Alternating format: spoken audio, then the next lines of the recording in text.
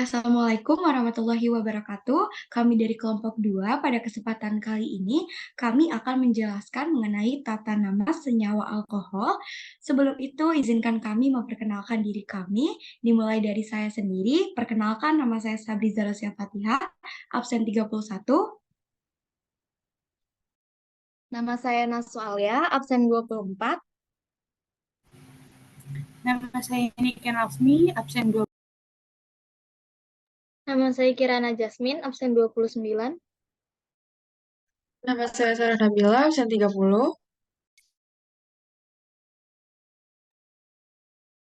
Selanjutnya, ini dia merupakan subbab dari materi yang akan kami jelaskan pada kesempatan kali ini. Jadi tata nama dari senyawa alkohol ini pertama ada tata nama berdasarkan IUPAC, ada A tata nama IUPAC rantai bercabang, kemudian tata nama IUPAC rantai lurus, yang kedua tata nama trivial alkohol, dan yang ketiga tata nama polihidroksi alkohol.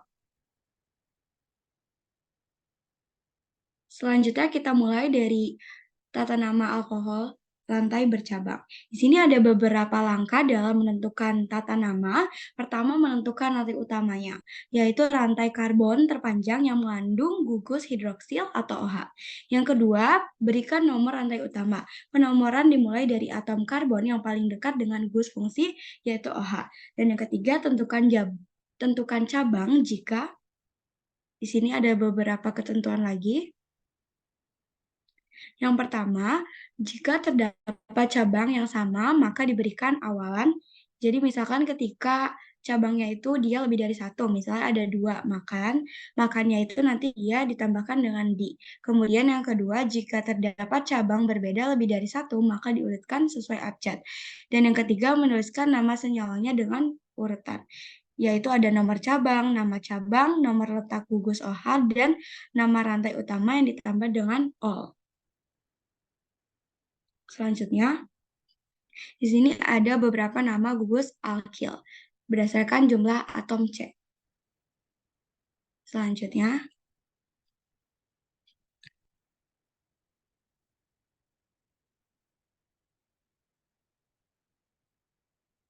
kita langsung masuk ke contoh. Yang pertama itu kan kita diharuskan untuk menentukan rantai utama yang mengikat gugus hidroksil. Nah, di sini kalau misalnya kita lihat rantai utama itu kan berdasarkan dengan atom C yang banyak kan. Kalau kelihatannya ini kan di sini atom C yang banyak itu mendatarkan. Di sini ada 1, 2, 3, 4, 5, 6. Tapi perlu diperhatikan bahwa C3H7 ini bisa menjadi kemungkinan bahwa ia adalah rantai utama. Karena C3H7 ini bisa diuraikan menjadi CH2, CH2, dan CH3.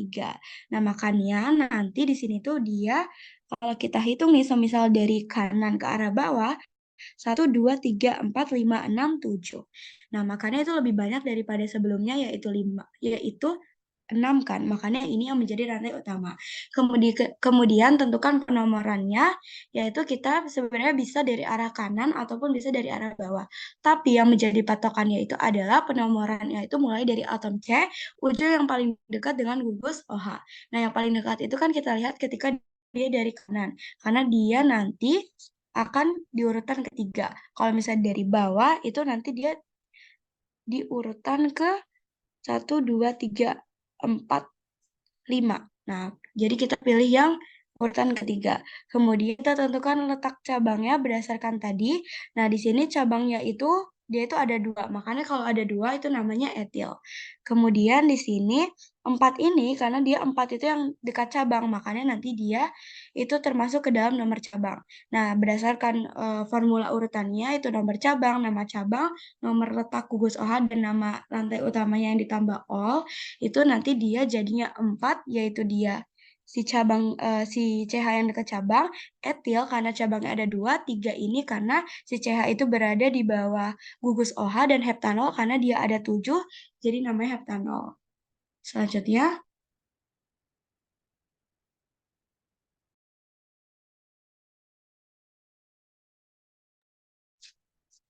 Selanjutnya ada contoh soal alkohol rantai bercabang.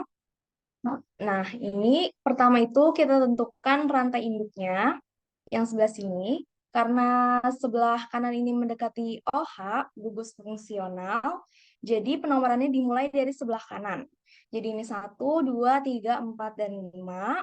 Lalu ini yang pertama ada etil, karena etil disebutkan terlebih dahulu, jadi 3 etil. Lalu metil, metilnya ada 2, jadi dimetil, jadi 2, 4 dimetil, dan 2 pentanol. Penta ini karena C-nya itu ada 5.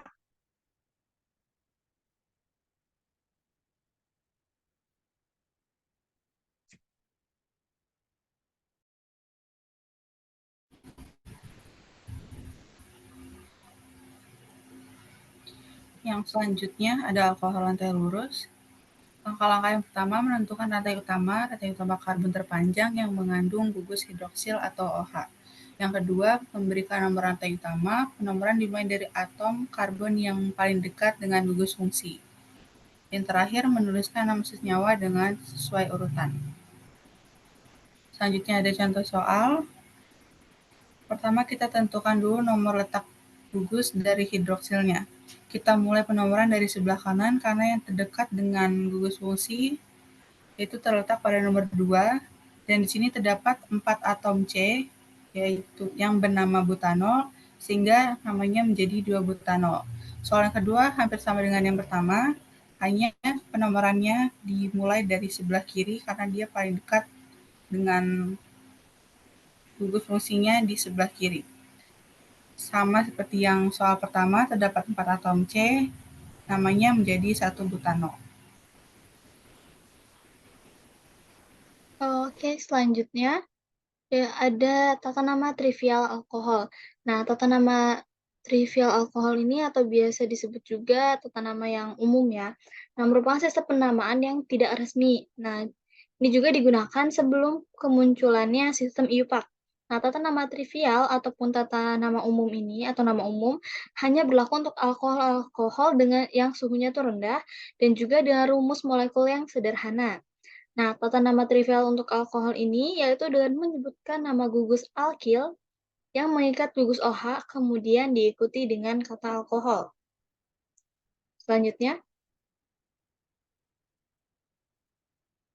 Nah, di sini ada beberapa langkah-langkahnya. Yang pertama itu menentukan rantai utama. Yang kedua, berikan nomor di rantai utama. Dan yang ketiga, menuliskan nama senyawanya sesuai dengan rumusnya. Selanjutnya.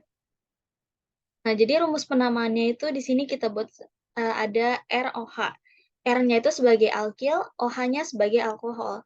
Nah, seperti yang kita tahu sebelumnya, penamaan gugus alkil itu dia kan kalau 1 dimetil, 2 etil, 3 propil, 4 butil, dan selanjutnya. Di sini ada beberapa contoh. Contohnya ini CH3OH. Karena dia cuma ada 1 C-nya, maka dia namanya metil ditambahkan dengan OH-nya yaitu alkohol sesuai dengan rumus selanjutnya. Yang kedua dan ketiga juga sama. Di sini ada namanya etil alkohol dikarenakan di atas ada CH3, CH2. Dia ada C-nya ada 2. Oleh karena itu nama alkilnya berarti etil. Dan tinggal kita tambahkan kata alkohol, jadi namanya etil alkohol. Yang propil juga sama, tetapi hanya saja yang propil kan berarti dia ada 3.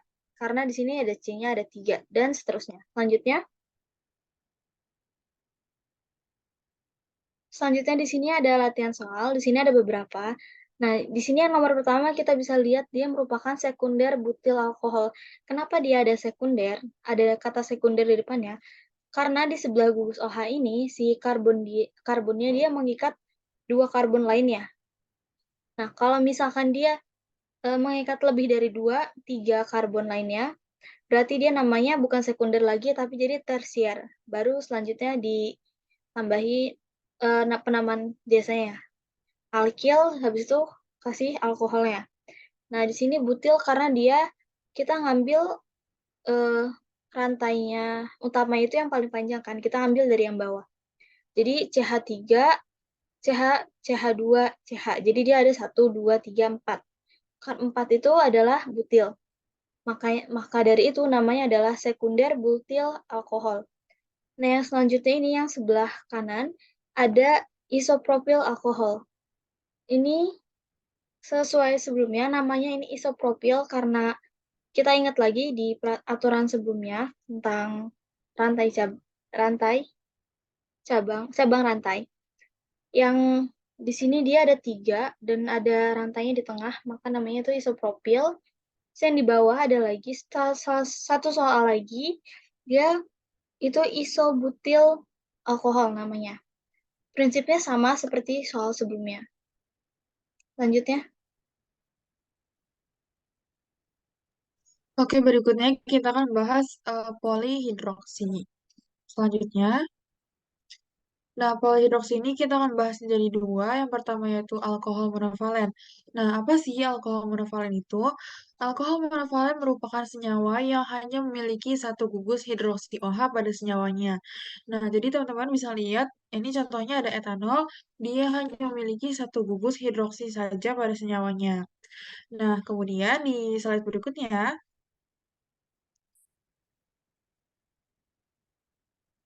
nah, berbeda dengan alkohol monofalen yang tadi, polihidroksi alkohol ini merupakan senyawa yang memiliki gugus hidroksi OH lebih dari satu pada senyawanya. Jadi bisa 2, 3, dan seterusnya. Nah, di sini contohnya ada etanadiol dan gliserol. Jadi, dia memiliki gugus hidroksi OH lebih dari satu pada senyawanya. Berikutnya, nah, di sini ada contoh tata nama senyawa polihidroksi. Nah, baik yang pertama kita akan mengerjakan dulu dimulai dari kita harus mencari rantai utamanya. Nah, gimana sih cara cari rantai utamanya? Nah, rantai utama ini bisa kita lihat dengan rantai terpanjang yang mengandung gugus OH. Nah, bisa kita lihat di sini yang dilingkarin garis kuning bahwa eh, hal tersebut merupakan rantai terpanjangnya. Kita bisa hitung ada CH3, C, C, CH2, dan H3C. Nah, ini kemudian selanjutnya kita beri penomoran. Nah, bagaimana cara penomorannya? Untuk memberikan penomoran ini, seperti yang sudah dibahas di awal tadi ya, dimulai dari yang dekat dengan gugus OH-nya. Nah, kalau misalkan kita dari kiri nih, dari H3C, kita untuk ke OH-nya kita butuh ke 1, 2, 3, 4.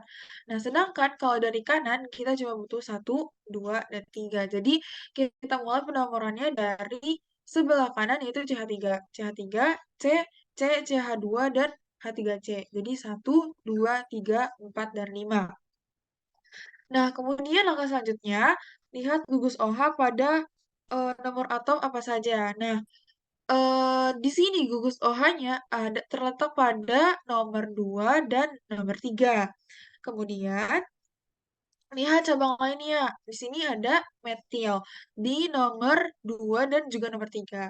Kemudian, karena yang tadi rantai utamanya ada 5, makanya dia adalah pentana. Nah, tadi rumusnya adalah nomor cabang, nama cabang, nomor letak gugus OH, dan rantai utama. Jadi, nomor cabangnya kita tulis 2 dan 3 di metil. Kenapa di metil? Karena metilnya ada 2, jadi tulisnya di. Kemudian nomor letak gugus OH ada di 2 dan 3 juga. Kemudian rantai utamanya, tadi rantai utamanya ada 5, makanya jadi pentana. Nah, karena gugus OH-nya ada 2, makanya ditambahin di sebelum kata O. Jadi, eh, penamaan senyawa dari gambar tersebut adalah 2, 3 dimetil, 2, 3 pentanadiol. Seperti itu.